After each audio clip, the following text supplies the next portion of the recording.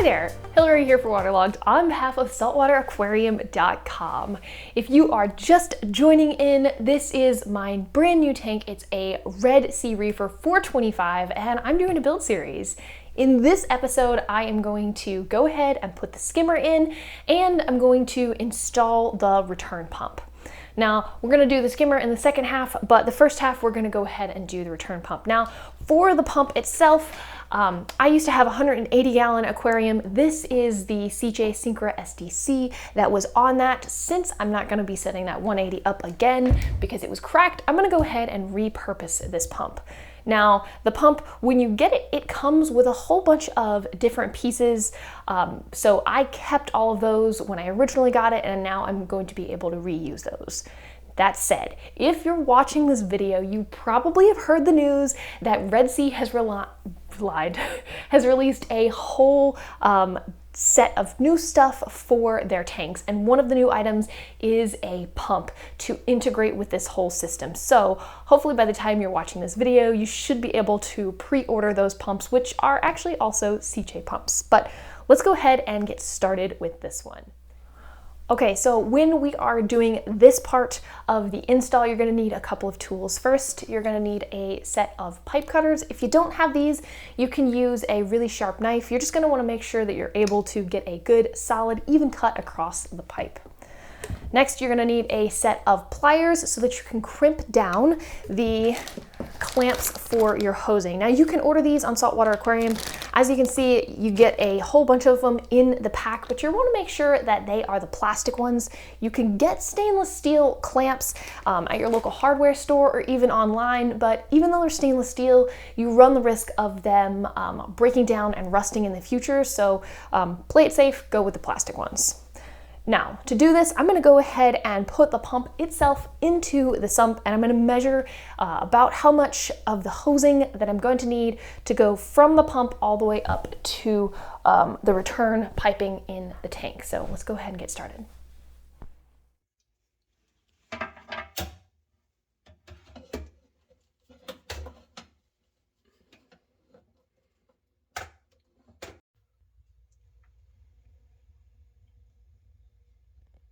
Okay, as you can see, I went ahead and measured it and marked it with a Sharpie. If you have a tape measure, you can also measure it that way. I'm gonna cut it with a little bit of extra just in case.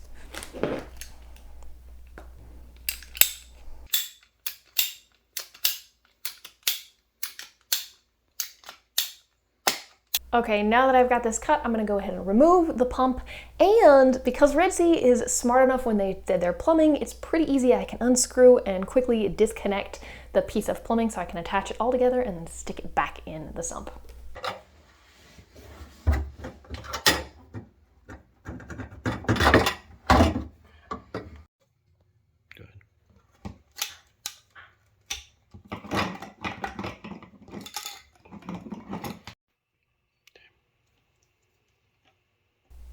All right, now that this is all hooked together, we're gonna go ahead and get it installed in the sump.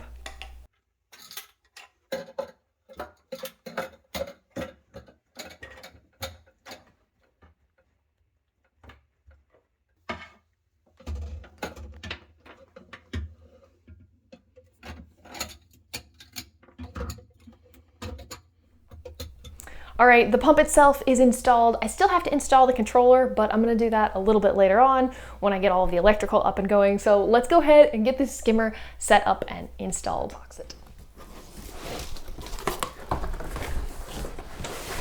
Ooh, I like this packaging.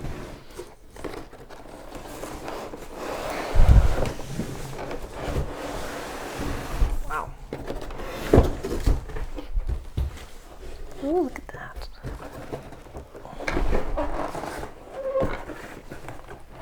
These are the largest rubber bands I've ever seen.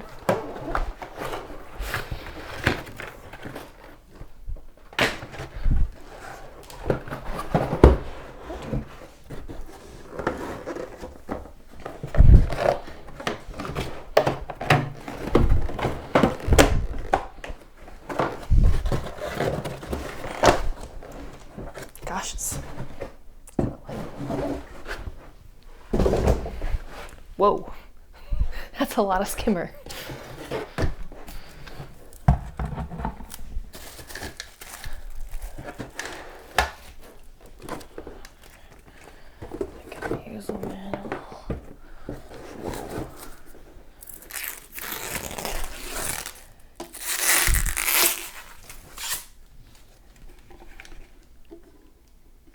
Okay, I gotta say, that's cool.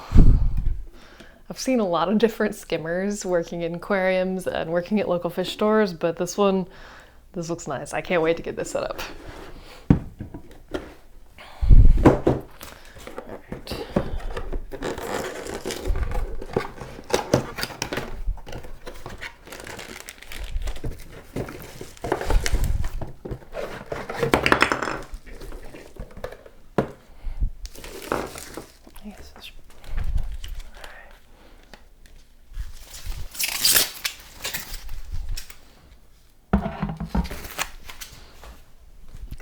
And this must be the pump.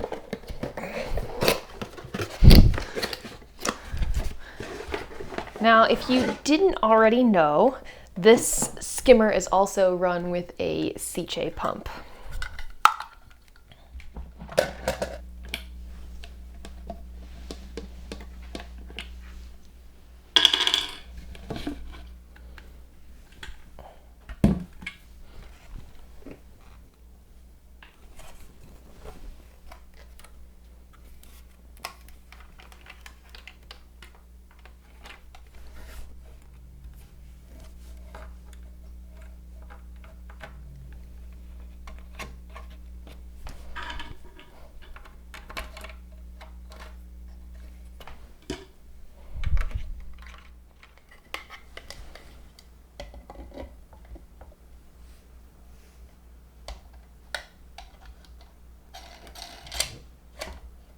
Make sure that you get this nut tightened down all the way. You need an extra like turn and a half until it's secure. Make sure that you get this nut tightened down all the way. You need an extra like turn and a half until it's secure. This guy goes like this.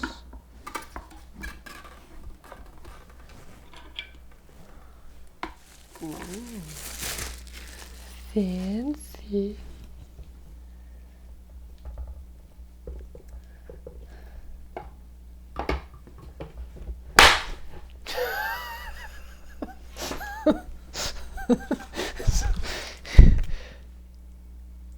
I should have been prepared. It said click.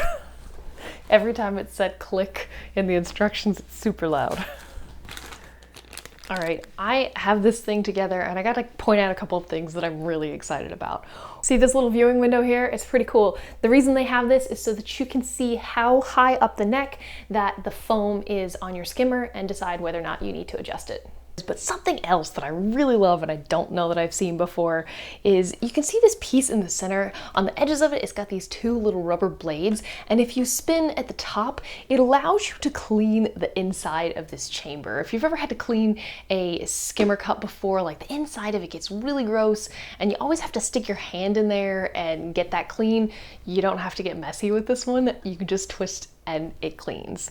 Another thing that I really like on the back of this one, or wherever you have it set up, it's got this hose so you can drain the skimmer cup. You don't necessarily have to take this whole thing off every time, so you could just get your bucket and open this valve and you could just drain the skimmer cup. All right, here it is. It is in the sump. I'm so excited. I feel really nerdy. I don't think I've ever been able to say I'm really excited to use a skimmer, but I'm actually very excited to use this, and mostly just so that I can twist this and clean out the inside of that skimmer cup. All right, guys, this is going to conclude this video of installing the return pump and the skimmer in the sump. Thank you so much for watching. I really hope you come back and watch the next video.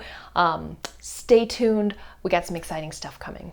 All right, this has been Hillary for WaterLogged on behalf of saltwateraquarium.com. Thank you so much for watching, and I'll see you next time.